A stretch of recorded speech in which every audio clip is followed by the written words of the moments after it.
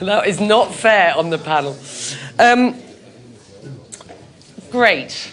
Well, thank you, everybody. It's wonderful to see you all. I hope you're all having a profitable Davos, as my colleague Richard Quest would say.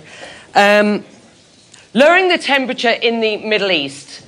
We have 45 minutes to discuss that. I think Fuad has a comment on that, and I'm sure you'll get that. You said to me earlier on, 45 minutes. We spent 45 years trying to lower the temperature in the Middle East, so I'm not sure how much we can achieve in this, but we'll do our best. Give me just a couple of minutes to set us up, because this is important. There are decades when nothing happens, and there are weeks where decades happen. Lenin's words feel especially poignant as we reflect on the Middle East's recent whirlwind of events. In the final weeks, of course, of 2024, we saw a fragile ceasefire in Lebanon, the formation of a new government, and a significant weakening of Hezbollah. Seismic change followed in Syria with the ousting of Bashar al-Assad and the establishment of a transitional government, of course. And as we entered 2025, a temporary ceasefire in Gaza, broken in part by President Donald Trump ahead of his return for a second term as US president. Questions. Can the ceasefire in Gaza evolve into a durable solution for the Israeli-Palestinian conflict? Will Syria's new government bring stability and inclusivity for its people and security for the wider region? How will Iraq manage its relationship with Syria, with Iran, and with the new Trump administration? Will the deal-maker-in-chief cut his own version of a deal with Tehran? It isn't clear as we speak today what Donald Trump's policy in the Middle East, the wider Middle East, will be, save for saying that he wants peace in the region and that normalization deals, he says, are key to that. What is clear is that, like it or not, the region is Donald Trump's policy in the region will have huge consequences. But since his last term, the region does have a new dynamic, regional solutions for regional problems. At least that is the narrative. Enter Dateline, Riyadh, Doha, Abu Dhabi, Ankara. What influence will we see from these countries? And what role Europe in the region's shifting dynamics? There is a lot to unpack with what is my expert panel today. Ayman Al Safadi is the Deputy Prime Minister and Foreign Minister of Jordan. Fuad Hussein is the Deputy Prime Minister and Minister of Foreign Affairs of Iraq. Hassan al-Shaibani is the Minister of Foreign Affairs of Syria. Varsen Aghabekian is the Minister of Foreign Affairs of the Palestinian Authority, and Jean-Noel Barrot is Minister for Europe and Foreign Affairs of France. Right. Let's start with a very simple question. On a scale of 1 to 10, how optimistic are you that we can lower the temperature in the Middle East, in the region, in 2025? Ayman. Well, you want to give us 45 minutes to address all of that. Good luck to you and all of us doing this. I think, look, we have opportunities. If everybody do their part right, I think we can lower the temperature. We've already seen significant changes in many parts of the region. We have the ceasefire in Gaza now, which we all must do everything we can to make sure it holds. So I think if everybody does their bit, I think we're really facing a very, very good opportunity to move forward. I'm reluctant to put a percentage. I know you're going to push me, but I think if we all do our parts, we have an opportunity that we haven't had for a long time now. Cautious optimism. Cautious optimism. Fuad. I must be realistic about this. We have got challenges and opportunities. Opportunities because we have got already ceasefire in Gaza, ceasefire in Lebanon. Is it possible to transfer or change the ceasefire into peace agreement? Is it possible to transfer the ceasefire in Lebanon into peace agreement with Lebanon? These are questions. These are challenges.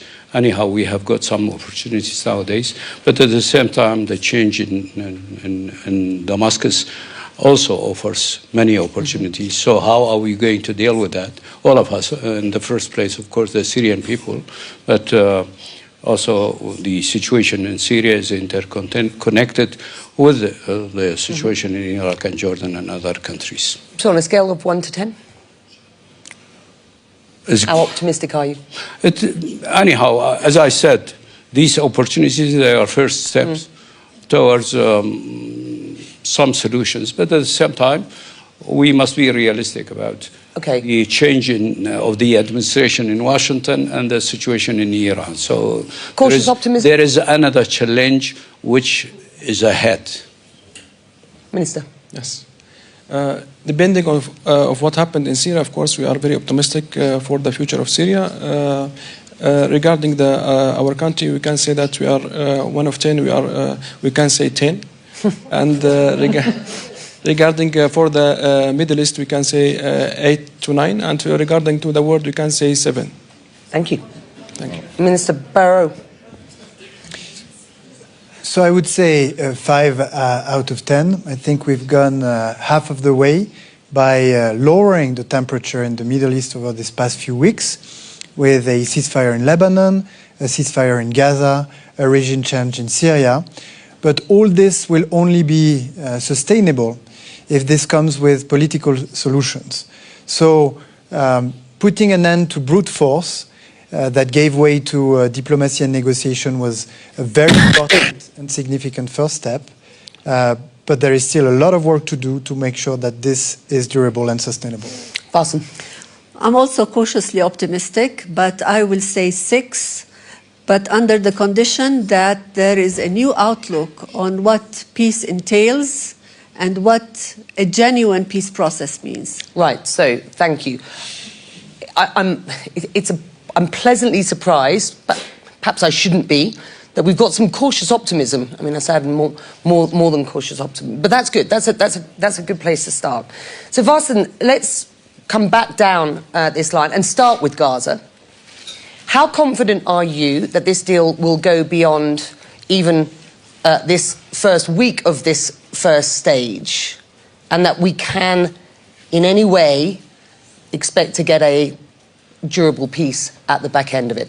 And what role Donald Trump now as new US president? Well, things are very unpredictable and it can go either way.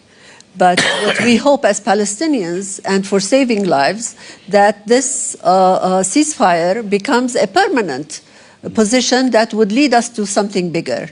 Now, President Trump is a key player. And the USA can do a lot, and we've seen it in the last week. So, but President Trump and the team in the United States need to again understand what it means to have Palestinians have a palatable peace process. A palatable peace process means understanding the rights of the Palestinians. Is it your sense that they care? Rights. They can if there is enough work from the region, from our brothers and sisters, from the international community, on talking about the durability of a sustainable peace. If you want a sustainable peace, then it has to have parameters that are different than what was thought before on either continuing the status quo in the Middle East or really achieving a sustainable peace. So what you're saying is we cannot just dust off what was a Kushner plan back in 2020 for a solution to the conflict. Yes, what was there on the table in 2017, 2018 will not bring us peace. Not for the Palestinians, not for the Israelis, not for the region.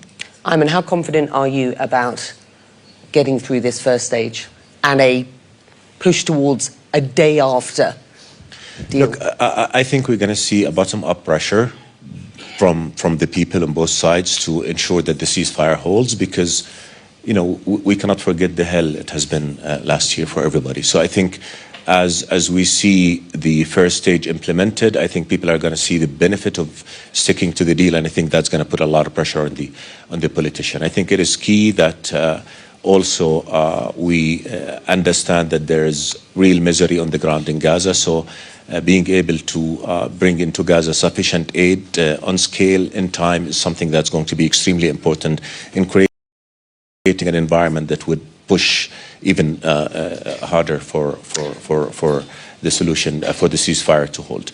In general, I think we got all to learn from the past. We cannot just keep doing what we did before and expect things to go in a different direction. That's not going to happen.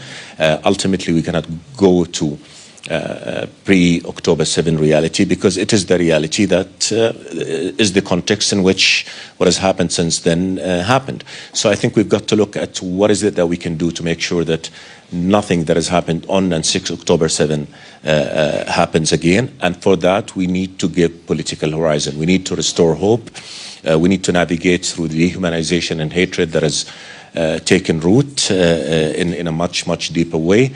And we need to offer a solution. I think a key factor here is the new Trump administration. And let's be honest about it. It was the Trump team that pushed the parties across the finish line for the deal.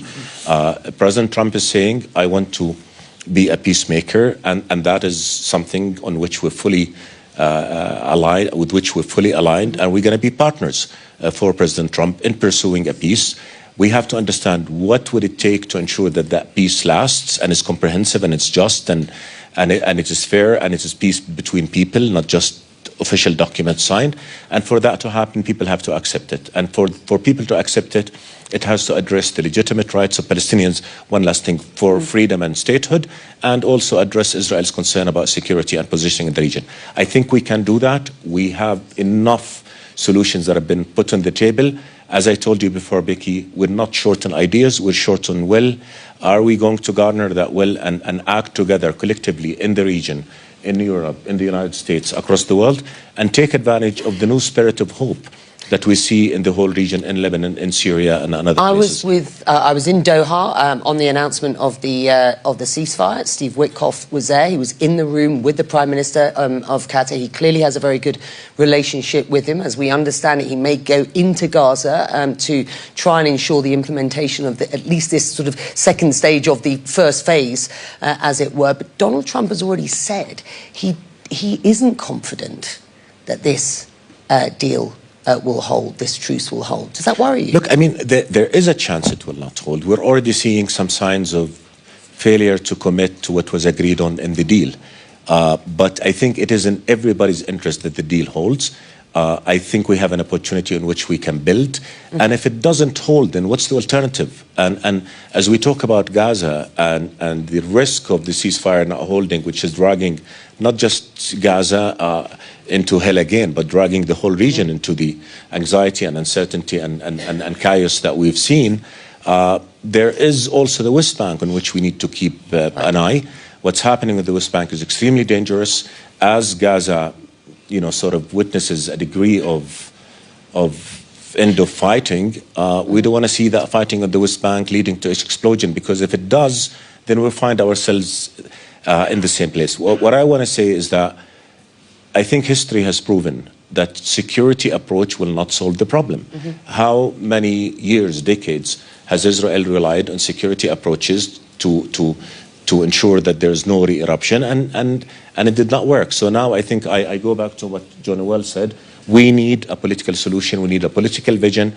We can all rally around it in a very pragmatic, practical way, and anchor it in an understanding that in order for the peace to hold, to be real, all sides have to feel that they've gotten their legitimate rights fulfilled. And that's something to which in the region, in Europe, and I think everywhere else, we're fully committed. You and I have been talking on an almost daily basis over the last 18 months about your concerns about the conflict in Gaza metastasizing. It's been, it's been really sort of, good to see what's happened in Lebanon, what's happened in Syria. We're going to find out from you, Fuad, what the perspective is from Baghdad. But I see where you're at on what's going on in the West Bank at present. And Varsen, let me just bring you back in here before I get to everybody else. Despite, or maybe because of the ceasefire, Israel has launched a significant operation in the West Bank, particularly in Jenin. Are these acts, to your mind, meant to further undermine the PA in the eyes of the Palestinians on the West Bank, seen by some, the PA is seen by some as collaborators with Israel at present, just as conversations about what the day after in Gaza might look like. What's your sense? I think what is happening in Jenin is very unfortunate, and it's a deliberate attempt by Israel to undermine the Palestinians in general, and we're hearing it. They don't shy away from voicing it. They're telling us very clearly, we're done with Gaza for the time being. We don't know for how long, because they are also voicing that they are going back into Gaza. But now it's a time on the West Bank, and we will do on the West Bank what we have done on the Gaza Strip. And this is very worrying for the Palestinians. The Palestinian Authority was trying to contain the violence on the West Bank, but now the Israelis come in and they certainly undermine everything the Palestinian Authority was doing. Assad, I'm going to bring you in here at this point. I think it's important that we don't park the Gaza story, clearly don't park the Israel-Palestine conflict, and don't park any conversations we might want to have about the day after at this point. But Assad, you are here, Minister, in Davos for the first time, representing a transitional government in Damascus. It says it has come to power for all Syrians and for a new Syria. What does the international community, especially the new Trump administration, need to do to support this government? And how do you guarantee to Syrians and the international community, from whom you are expecting a great deal of help, that you are willing to work both internally and around the region to help ensure security? Yes, thank you.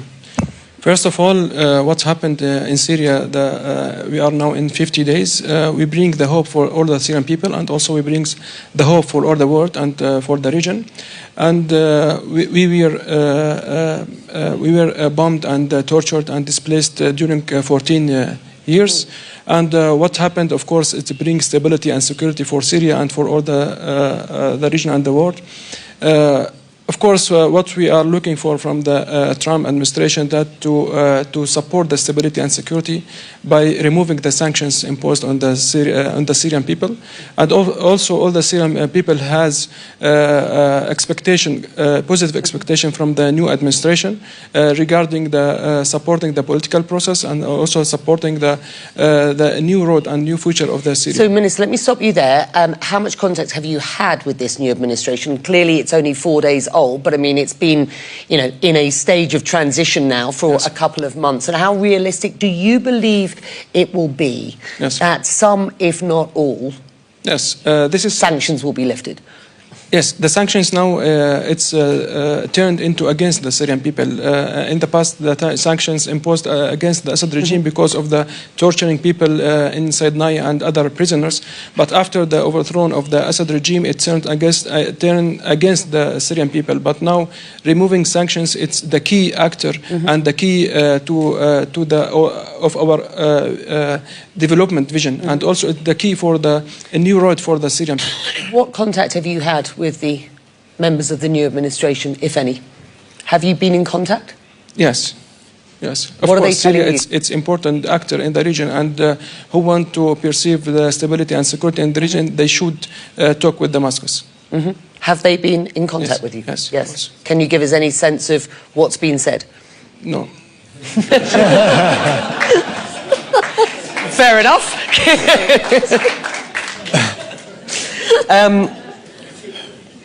Let me bring Minister Fuad Hussein in at this point. I'm coming back to you. You've been instrumental in navigating Iraq through complex regional dynamics, advocating for national sovereignty and for regional cooperation. What is your view about what is going on in Syria? What danger do you believe there is in any instability that there may be there spilling over into your country? And again, what's your perception of where the Trump administration's policy will lie in the Middle East going forward? I mean, you will need to speak to the new Trump administration. You will need to talk about US troops in Iraq. What's your sense? Let me first mention that the Syrian security and Iraqi security are very much interlinked. And that has to do with the past, but also the current situations. And we had good discussion with my colleague Assad about the security situation inside Syria, but also security situation inside Iraq, and the point which we have mentioned, or the subject which we discussed, had to do with ISIS fighters inside Syria. In fact, we have seen that ISIS territory has been extended inside Syria. ISIS fighters and terrorist fighters, they were able to control more weapons because of the fact that Syrian army collapsed. So they collected a lot of weapons, and some new elements joined ISIS. That's according to our information. And the ISIS terrorist fighters, they are on our border as well as on the border with Jordan. So that point is worrying us, and I guess it is worrying also our friends in Damascus. We need a kind of cooperation, how to deal with this threat, because the threat, it is true, they are on the other side of the border, but they have got also their people inside Iraq. So that is one of the issues. The other issue is, of course, as we mentioned many times, stability in Syria.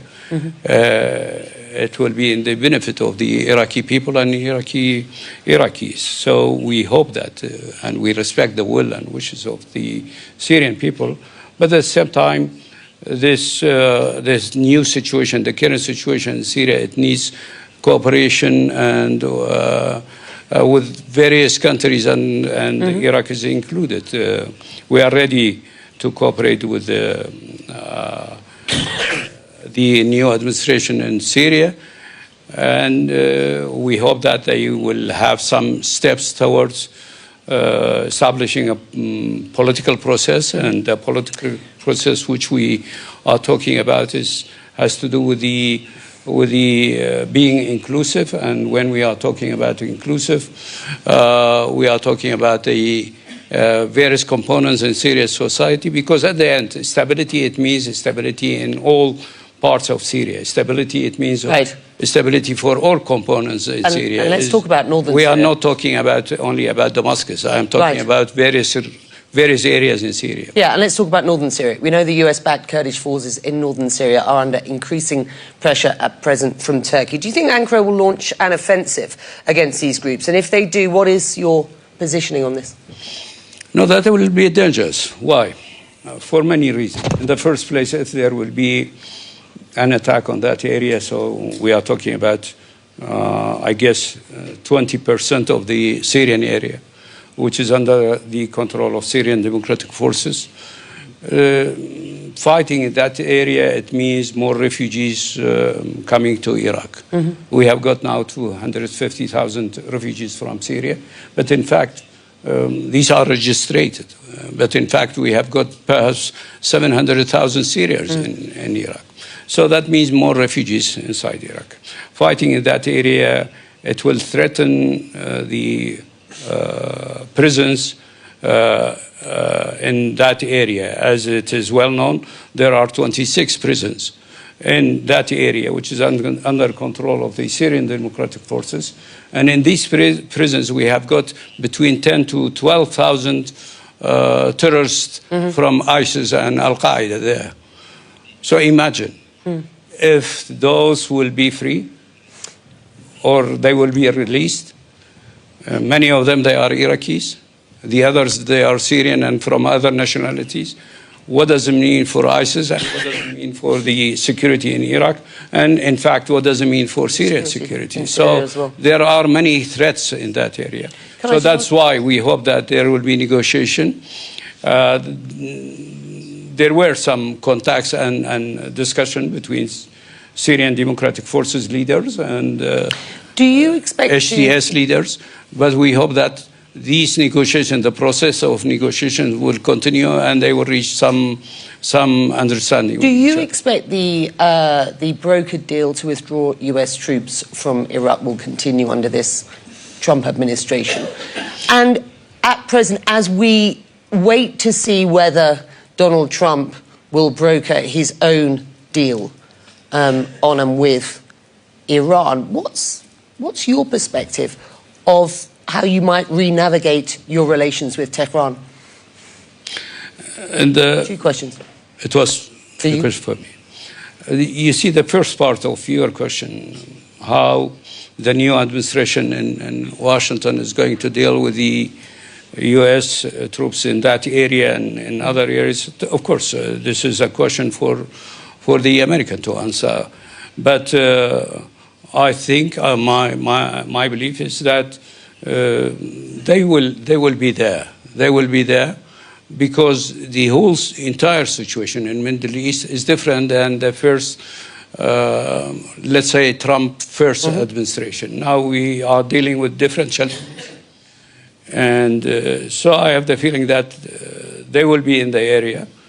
And as for our relationship with the new administration, our relationship with the American government, American administration is based on the strategical agreement which we have. And on the basis of that framework, we will continue our talks and negotiation with the American side on various fields. And with Tehran? As for Tehran, of course, that is a question to the Iranian. But the tension between Washington and Tehran, it affects us directly, not indirectly. In fact, that's why we are rather worried about the tension, and we hope that both sides will choose different approach, and that's the approach of, once again, negotiating. But until now, I don't see any signal from Washington that they are ready to negotiate with the Iranian side, while the Iranians are giving that signal. Well, let's see. I mean, there's a chief deal maker who says that he wants to cut deals all over the place. So let's see how long it is before we start seeing the emergence of something on Tehran, if at all. Minister Barrot, let me bring you in here.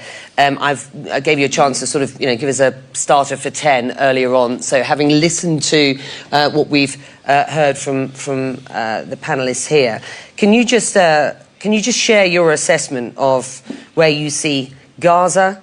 Perhaps more importantly, your perspective on the developments in Lebanon and how France plans to support that government going forward. And then critics say that European countries don't have the political will or capital to chart their own foreign policy goals separate from Washington. What do you say to those critics when it comes to Syria, Lebanon, Iran in a Trump era 2.0? So first, I say that this is not true, even though, of course, for all of us, the US are a key partner, but we're sovereign in our foreign affairs policy. And even though we constantly talk one with another, and we often agree, it sometimes happens that we are exactly aligned, but this doesn't prevent us from working together. Why do European countries care about what's happening in the Middle East, about the temperature in the Middle East? Well, because our national interests are indexed on the temperature in the Middle East. Among the key preoccupations of European citizens today is security and terrorism. And as far as France is concerned, 10 years ago, there was a massive terrorist attack that was initially prepared in Syria under the regime of Bashar al-Assad and by ISIS forces. At the moment when there are being a lot of talks in Europe about migration, well, these talks, they initiated in 2015 when the Syrian people, by millions, they fled from Syria, they fled the regime of Bashar al-Assad, and they found asylum in Turkey, in Jordan, in Lebanon, but also in Europe. So everything that happens in the Middle East, because we have the Mediterranean in common, so to speak, is of great interest to us. And that's why we see ourselves as partners in good times as in bad times. And I want to remind people here that France hosted the first humanitarian conference in Gaza 1 month after the 7th of October. And France also hosted the first international conference in support to Lebanon 1 month after the ground operations of Israel into Lebanon started. And now that we've achieved ceasefire, and get back to that, alongside with countries of the region, Arab countries, countries for the Gulf, we are willing to participate, whether it's Gaza, Lebanon, or Syria, in the reconstruction of those countries and to consolidate the political solutions that will go alongside those reconstruction efforts. As far as Gaza is concerned, it's been said already, it's a huge relief that there is a ceasefire that puts an end to the brute force that destroyed a huge part of Gaza, that made so many civilian deaths, and that allowed the partial release of hostages, and we're waiting desperately for the release of our 2 French hostages, hopefully in the weeks to come. Phase 2 will be challenging because we'll need to find a way for a civil administration of Gaza once Israel troops retrieve, and we'll need to start working on the 3rd step, which is the political solution that Ayman alluded to. And we're already working with Saudi Arabia and partners from the region ahead of the UN International Conference that will be held in June of 2025 in New York and co-chaired by Saudi Arabia and France. What does France bring to the table? What's the offer? Well, France is a permanent member of the Security Council, dedicated to to justice and international law. Very specifically, I'm asking, what are you putting on the table in Gaza and for Gaza? Oh, so depending on which stage you have in mind, like I said, we helped alongside, and I want to commend especially the efforts of Jordan to bring humanitarian help into Gaza, but we also help foster humanitarian help among European countries during this international conference that we hosted. We're also in the front line to support the Palestinian Authority. We're one of the rare countries in the world to directly support the Palestinian Authority. And moving forward, we'll be here alongside countries in the region to try and solidify this political solution. We have not yet recognized the state of Palestine because we've